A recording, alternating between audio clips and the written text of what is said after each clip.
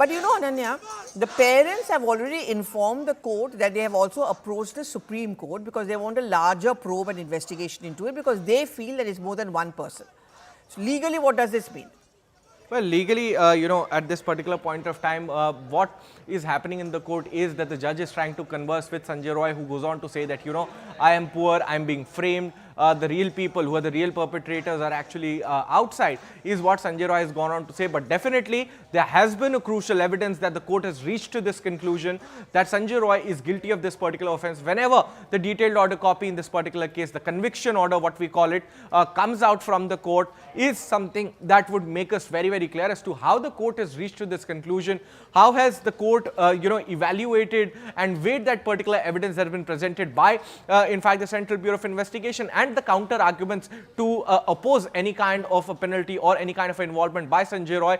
And then, weighing all of that, the court has reached to the conclusion that he is guilty of this particular offense of rape under section 103(1) of, in fact, the Bharatiya Nyaya Sanhita, and the quantum of punishment would be decided on one day. So what happens is that the court calls for the records of the personal records, the personal assets of a particular person, and the family details of a particular person, basically knowing the social status as to whether he is the sole member, bread earner of the family, whether the people are dependent upon him or his income, and that is also taken into account whenever the quantum of punishment is actually decided by the court. So the court would be calling in this asset sheet, what we call it, for on Monday from Sanjay Roy's lawyers. But how well does it play up? Whether the CBI would succeed in pushing for a death penalty into this particular case, whether the court would hold this case to be a rarest of the rare case, is something that we'll get to the answers on Monday when the quantum of punishment is argued. And also,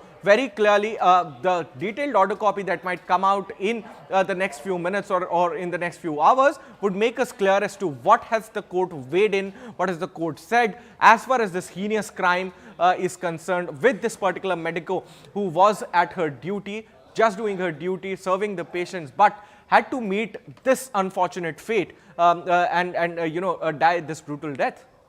Yes, and Ananya, now we are just going to go back on Monday because Monday is when the quantum of punishment will be given. But the challenge will now be, when the Supreme Court takes up this case, is to find out that there could be more than one person. And how do you see that legally that's going to be a challenge? Because I'm sure the CBI also must have investigated that aspect as well.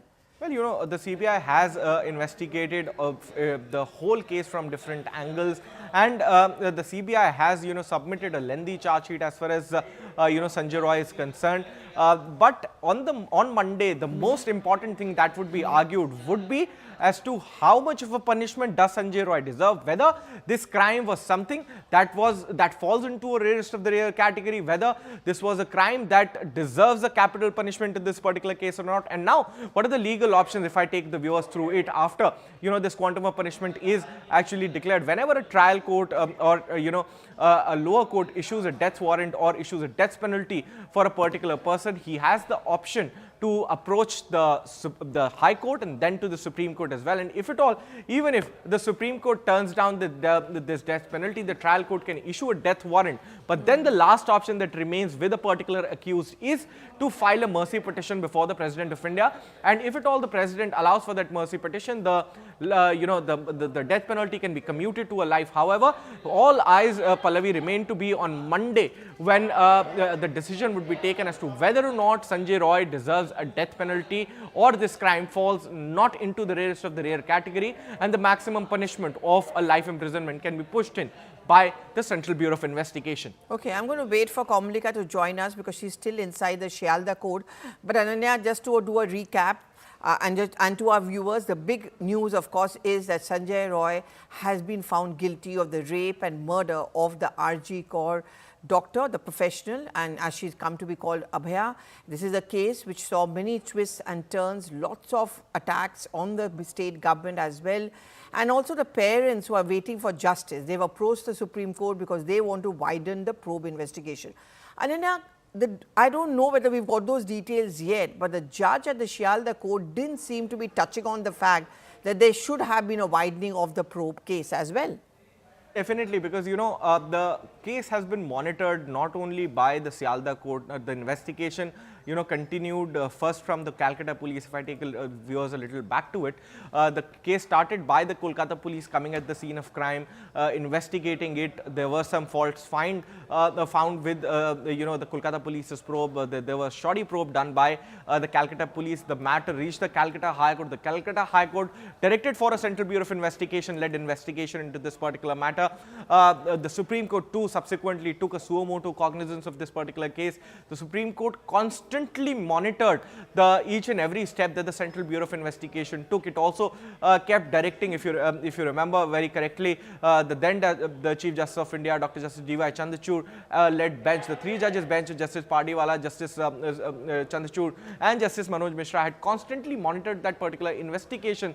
So definitely that would also be an aspect that the judge would be taking into account, that whenever a probe is happening with all all monitoring, and the topmost court of the country, the Chief Justice of India, is himself monitoring this particular investigation, then the CBI would have proceeded on in a right direction. There has been, and the most problematic thing, Pallavi, that remained with the Central Bureau of Investigation, when we spoke to CBI's lawyers also and the investigators also, they've been constantly stating it, not only to us but also in the Supreme Court as well, that we had reached the investigation, we've got that investigation pretty late, and that resulted into a lot of evidence being destroyed or being tampered with, and the whole crime scene being altered with. And then also, if the Central Bureau of Investigation is able to secure a conviction of being Sanjay Roy being held guilty, is something that is to be given to the Central Bureau of Investigation. That is why it's called one of the most premier investigation agencies in the country.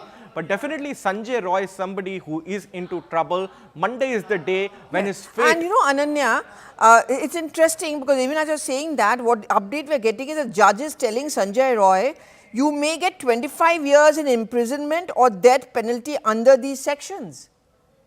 As we were pointing it out, this is a life imprisonment, or the maximum punishment for a rape is life imprisonment, or if at all the cases falls in the rarest of the rare category. I'm very sorry to interrupt you here. I'm just going to come back to you. We are being joined by Mr. Vinay Agarwal. He's the chairperson of the Action Committee of the IMA. For your first reactions to this verdict, which has come in from the judge, and second, the larger question, how safe are women professionals, or even for that matter, all doctors at work? See, I think I will personally say that Sanjay Roy becoming the prime accused, and now he's been found guilty by the judge, and is something which is very, very welcoming. But simultaneously, we want a capital punishment for Sanjay Roy, so that these incidences cannot happen again, or at least there will be deterrent. The punishment should be deterrent for others to even think about it. Second part is what I want to say is associated persons who have been found guilty should further be investigated. The circumstances leading to this situation should also be investigated properly, and related persons should also be punished simultaneously. I also want to say that if you see this particular case of a lady doctor on duty in a prominent medical college in the capital of a state, and happening during her duties, what more gory incident can it be? She was not in a seminar room. Yeah. She was raped, she was murdered brutally, and which has enraged the entire medical profession, not only the medical profession, but the entire country was boiling. I personally feel that judge should keep this in mind, that these incidents should not happen again. And a safe environment should be provided for women doctors specifically, and women per se. Absolutely. Absolutely. That's something which the doctors fraternity has been talking about. Thank you very much for joining.